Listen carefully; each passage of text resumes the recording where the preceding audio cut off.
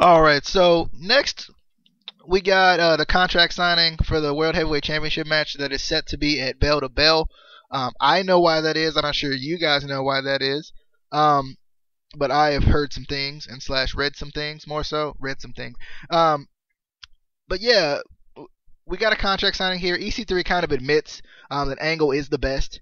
I love the nickname dropping. You know, he's like, you beat electrifying men and Ayatollahs. I love the kind of the nickname dropping.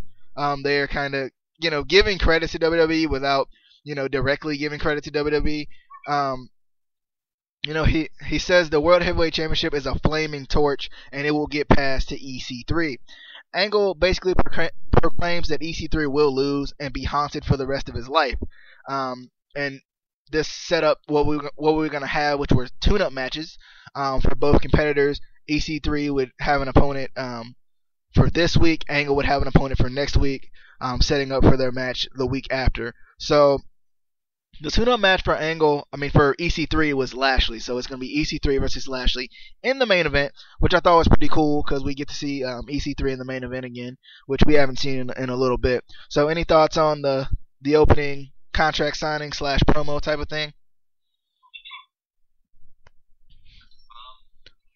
I was surprised it was the first thing they did in the show. That kind of, threw me off a little bit. Usually that's like the main event or in the main event spot anyway. But I loved that EC3 was referring to, Shawn Michaels, Stone Cold Steve Austin, Triple H, The Rock, Brock Lesnar, Chris Jericho, Ric Flair, Randy Orton, Taker, even Cena. It was just a big kind of, not necessarily like an FU to WWE, just, hey, we're not afraid to refer to your superstars, we're right down the level with you, even though you don't think we are, we're still here, we're still competition. And then he went on to even mention past TNA stars like Samoa Joe, AJ Styles, Jeff Hardy, Sting, and even Jeff Jarrett, which was kind of cool. So I liked it,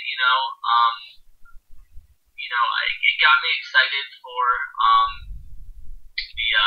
the match tonight and the title match that we're gonna have. I was surprised it didn't break down because usually contract signings break down into a fight. So I was like, it's over. That's it. Like what?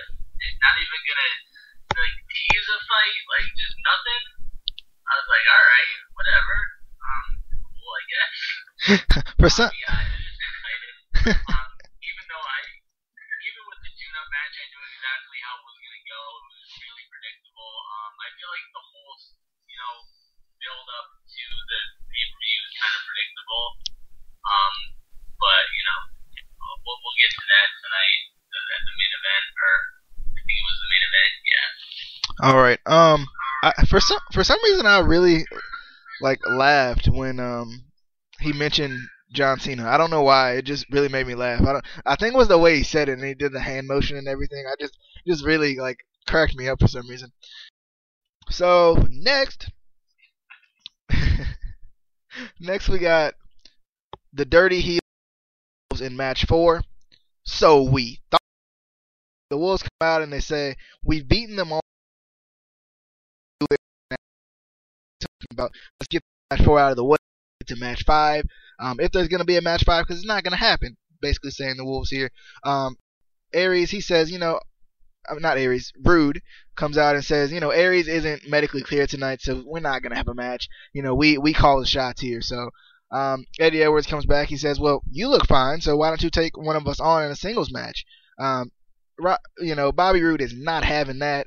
He's got to, get the stakes up, got to put all the chips in the middle of the table here. Every one of them, even the ones he dropped on the floor, all of those, put them to the middle there. And Rude says, It Factor versus one of the Wolves? Nah. But, after a little bit of thought, what if the winner gets the stipulation from match 4? Obviously, that's an accepted thing for both men. Eddie Edwards was ready to fight. Rude, kind of had to raise the stakes a little bit for him to fight. You want to take Eddie Edwards versus Bobby Roode?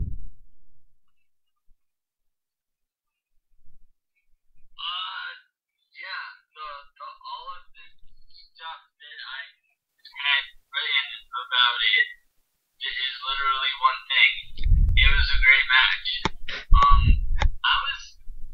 I was too kind of excited to wait to see what the stipulation was because I was hoping it was going to be something cool and innovative and whatever, but it ended up just being Full Metal Mayhem, which is cool in itself, but I don't know, it's not as exciting as it used to be. You know, it's literally just basically a hardcore match. It's not even it's better than WWE, obviously, because WWE, all they use is like maybe a chair and a kendo stick. That's it. You know, at least TNA gets some more stuff in there, but still, it's for hardcore matches, it's usually nothing too special. I was hoping it was gonna be like an Ultimate X match or something that we haven't seen in a while. Bring something back, to get us excited about it. But it's just it was a Full Metal Mayhem match, which like I said, it still is exciting, but I was kind of hoping for something more, and I didn't get it. But the match was good. I kind of predicted that Austerities was going to be there. They're the dirty heels. Obviously they're going to do something heelish to kind of get the win, or to kind of mess with the Wolves. So I was just waiting for. I was honestly waiting for a disqualification. I was waiting for it, but it was a good match. I don't know. I kind of wanted it to be Davey instead of Eddie for some reason. I'm still worried about his heel. I feel like he wasn't out long enough for that. Especially the way they said it was completely, broken in half. So I'm still kind of like, every time he lands, I'm like, but I'm kind of excited for match 4, just to see how it goes. Hopefully there's a 5, and then there's a 6, and a 7, and a 15. Best out of 20. It would have to be 21, Casey. Come on. It would end up in a tie if we had best out of 20. Come on. Are you trying to keep this going forever? Come on. Then we get the tie, and then they have to do it all over again. I like this match too. I feel like we all can predict that this will probably go 5 matches. We're really close to Slammiversary. So it would make sense that this would end up being a full 5 match type of a series here. I'm actually interested to see if they do something like Ultimate X at Slammiversary, because obviously there's going to be some. You would think there would be a stipulation. You wouldn't go stipulation and then non-stipulation for the last match, if there's a match 5. So you would think they would probably go with some sort of stipulation for match 5. So maybe we do see Ultimate X or something like that. The Asylum. Let's do that. The Asylum. That's what I want to see. But anyway, next we get a video package on Lashley, basically kind of showing his destruction throughout his championship run and just in TNA, especially his second part of TNA. You got any thoughts on this video package? Nothing too special, just getting us pumped for the main event. Yeah, I mean, I feel like he hasn't been out of the main event picture for long, but I feel like in that short period of time that he's been out, he's kind of almost become a little bit irrelevant. So I was kind of like, it didn't really get me excited because I knew how the match tonight was going to go. I was 99.8% sure EC3 was going to win. So, it was a good video package. It just, it didn't sway me in thinking that, Lashley's going to win. Just because, EC3 is undefeated, and I figured either he's going to be undefeated up until the pay-per-view, and then either Angle's going to be the one to break the streak, or he's going to win the title and continue to be undefeated. So it didn't make me, change my mind or anything, but it was cool to see it. Alright, so next we get an interview with Joseph Park? I I I was actually kind of excited for this. He says he lost everything. He's in between jobs here. He's a former lawyer, so he's in between jobs here. This is his chance. Obviously, he says he's gonna accept the challenge from Bram here. What? He's a bitch. In between jobs.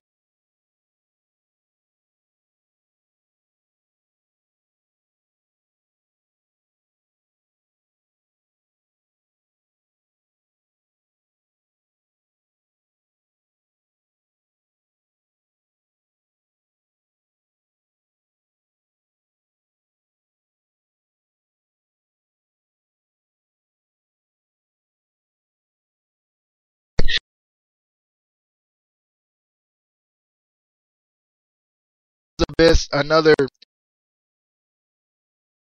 feel like at times the monster abyss gets irrelevant. Um, and it feels like, at least with Joseph Park, it gives him another character. I don't really know if I can imagine. For some reason, I can. I think I can imagine Abyss out and about as Joseph Park for some reason. Like just as that lawyer, corny, cornball looking guy. I don't know why. Not necessarily a lawyer, just like that in real life.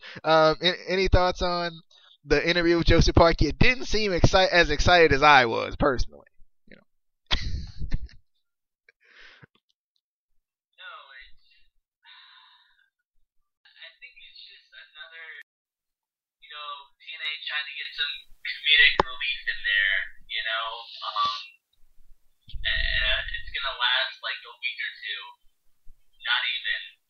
Um, I don't know. If they were bringing him back for something else other than for Bram, I would have been more excited.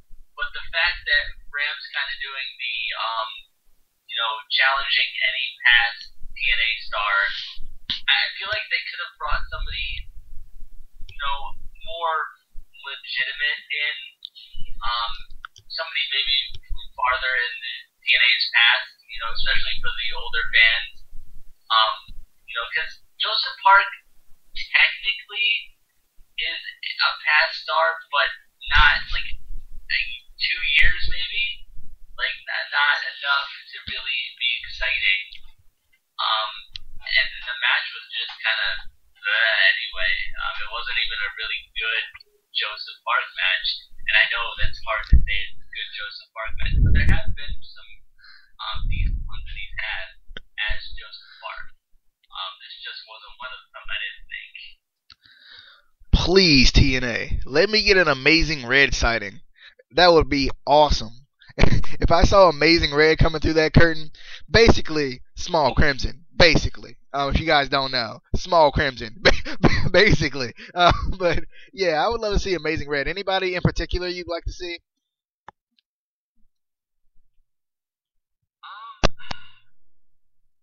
I mean, there's a bunch of guys that I would love to see come back, but TNA would have to work a contract with them, and I think a lot of them wouldn't do it. Like, AJ Styles would be amazing. Kaz or Daniels would be awesome. Chris Sabin would be amazing. Even, other guys like Petey Williams would be awesome. Pretty much anybody, that helped build TNA would be awesome. Jerry Lynn. Jerry Lynn.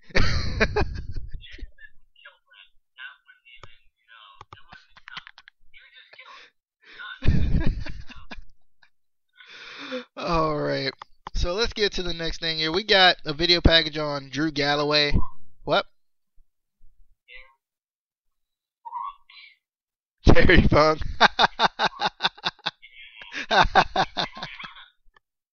All right. So next we get a video package on Drew Galloway. I'm trying to promote a new thing here. Show your impact.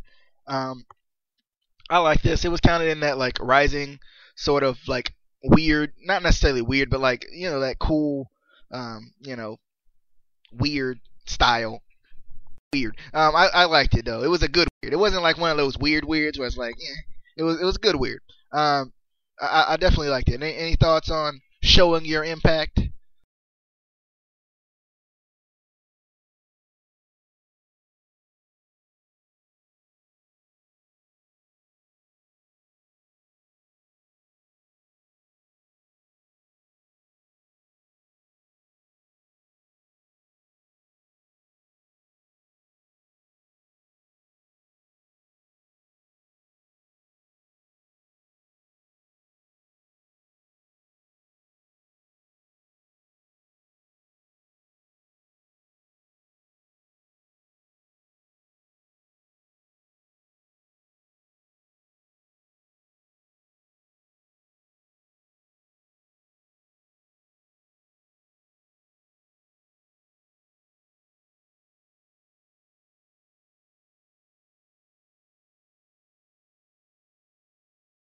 You know, it's really popular just throughout. You know, everyone kind of gets excited about it.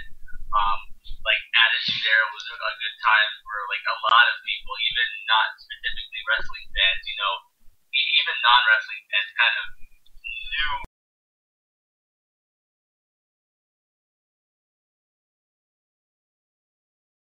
they got up the end. But I feel like it's at a low point.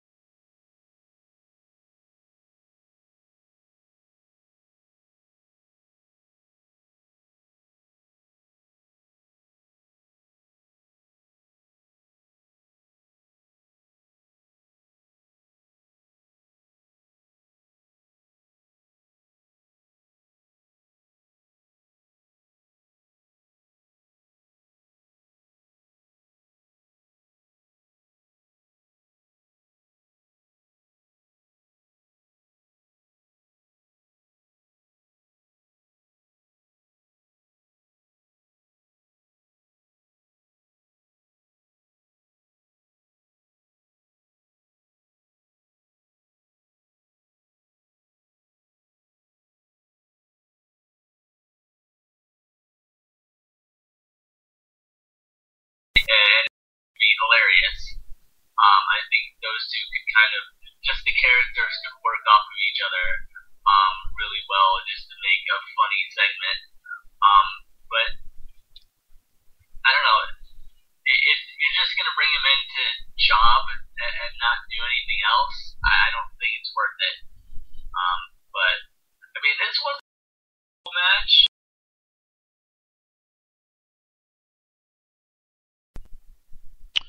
All right, so next we get Terry and Terrell wearing something or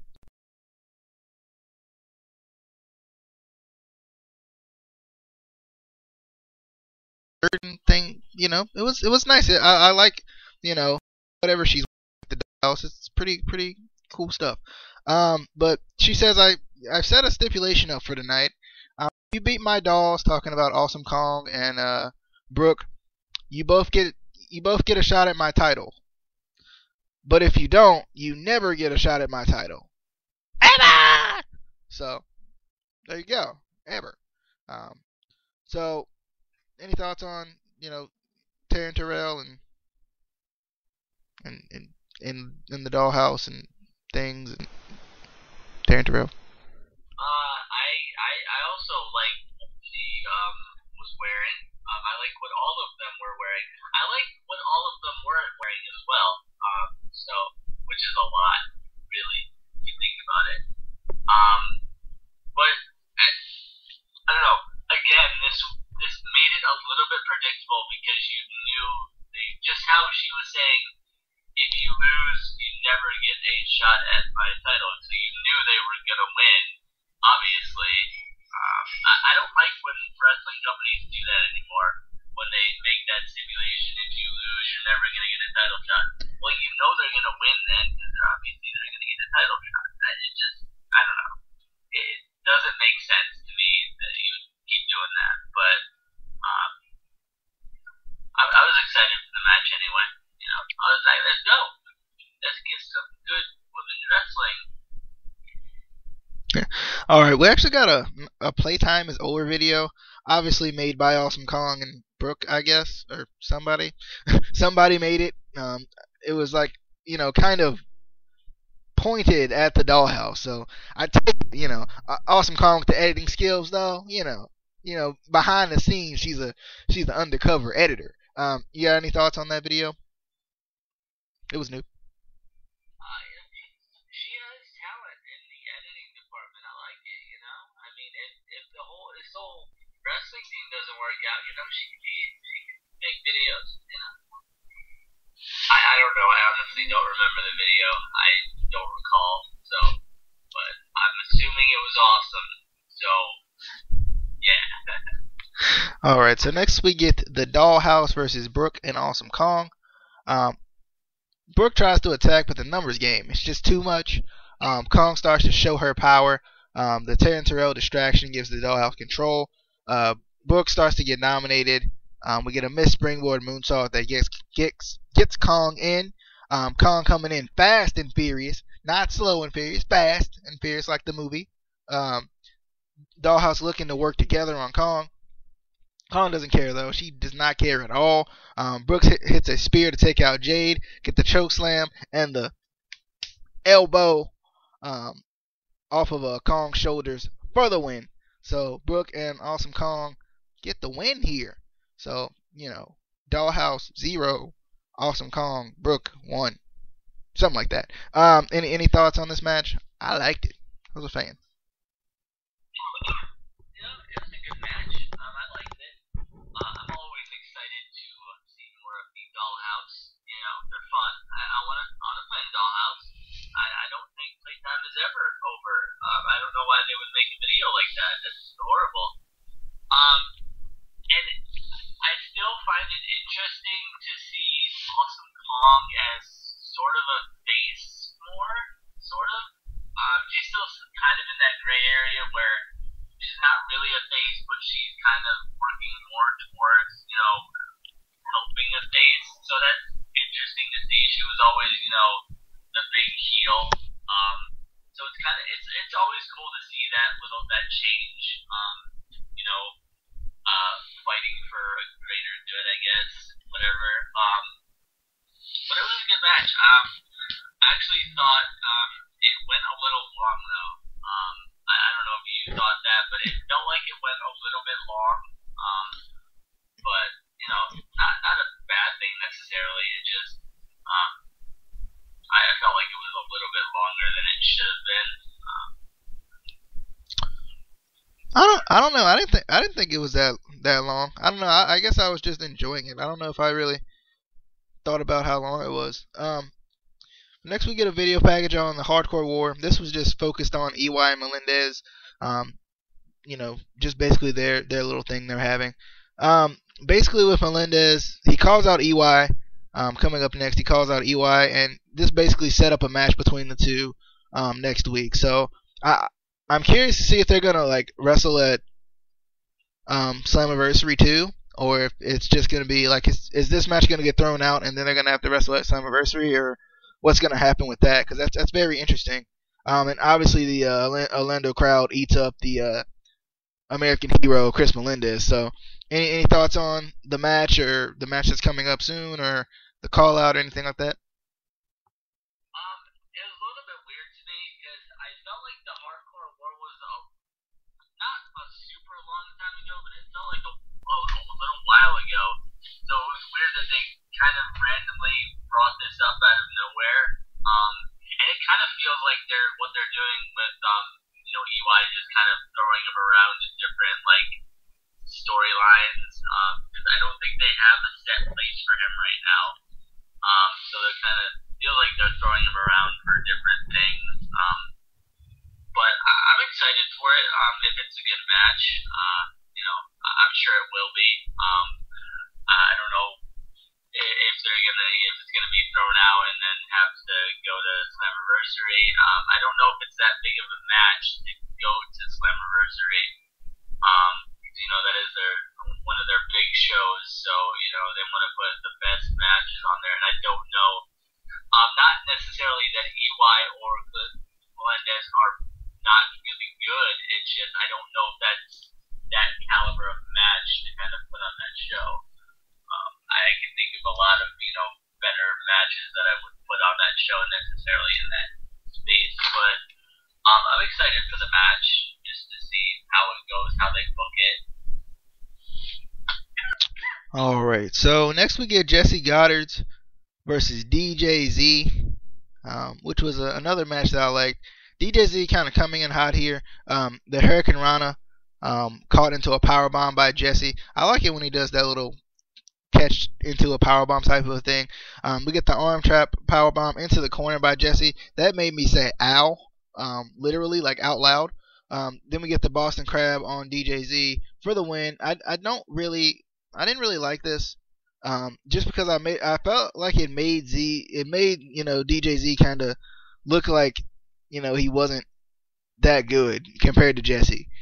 Which I understand they're trying to maybe build Jesse as this new kind of heel, but DJZ is kind of too talented to be put in this situation personally.